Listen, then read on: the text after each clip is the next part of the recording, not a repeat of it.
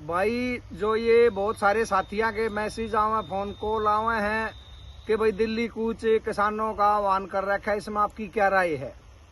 तो हमारी ये राय है, जो किसान अगर वो मांग ले रहे हैं, जो कि भाई एमएसपी की रोड मांग, वो हमारी अपनी मांग है, सबकी मांग है, उसके लिए पहले भी बैठे थे और कई बार हमने मंडियों में धरना प्रदर्शन भी इस चीज को लेकर दिया है कि भाई एमएसपी दो, एमएसपी दो। चडूनी साहब ने जो शाहबाद में चडूनी का और उनके बेटे का और हमारे कितने हजारों सैकड़ों किसानों को लाठी मारी गई, किस लिए मारी गई?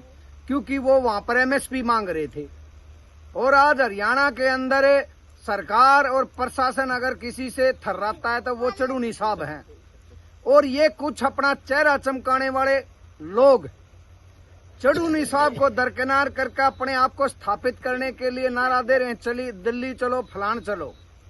तो जब चडूनी साहब इतना दबाव सरकार और प्रशासन पर उनका रहता है और उसको साइड करके ये आंदोलन लेकर चल रहे हैं, तो इससे आंदोलन की मंशा पर संशय होता है कि कहीं ना कहीं आंदोलन जीतने के लिए नहीं चल रहे हैं।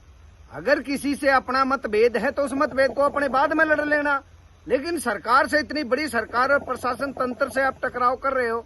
और बड़े बड़े जो पावरफुल नेताओं को, किसान नेताओं को, जिनकी आवाज में लाखों आदमी खड़े हो जाते हैं, जो सरकार की आंख में आंख डालकर बात कर रहे हैं, उनको आप दरकिनार कर रहे हो। नाम ले ना, दरकिनार चडूनी का नाम ले, चडूनी साहब को और भी चडूनी साहब को, हमारे नेता को और भी।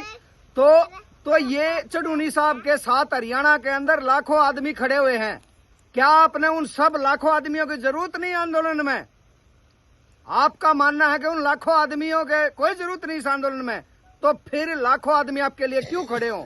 क्यों? क्योंकि आपकी मंशा कुछ और है। और दूसरी, ये जो दिल्ली कूच का नारा दे रहे हैं, पंजाब के भी हमारे भाई नारा दे रहे हैं दिल्ली कूच करो, दिल्ली कूच करो, और ये हरियाणा के भी नारा दे रहे हैं दिल्ली कूच करो। उन सब से हमारी एक और सुझाव और निवेदन है कि भाई दिल्ली कूच का नारा है तो दिल्ली कूच करना, कदे हरियाणा कूच कर दो। पंजाब से आकर हरियाणा कूच करके यहाँ और जाके बैठ जाओ हो, हैं? हरियाणा वाले किसान नेता तुमने चाहिए नहीं। हरियाणा के अंदर आकर तुम अपना मजमा जोड़ दोगे, व्यवस्था यहाँ खराब हो जाएगी। कानून व्यवस्था खराब होने के कारण जो हमारा पवित्र आंदोलन होता है, उसके अंदर कुछ असामाजिक तत्व घुसपैठ करते हैं, नशे की तस्करी वहाँ उसकी आड़ में करने का प्रयास करा जाता है, किसान और भी कई तरह की चीजें यहाँ फैल जाती हैं। रोड जाम होने के कारण यातायात प्रभावित होता है।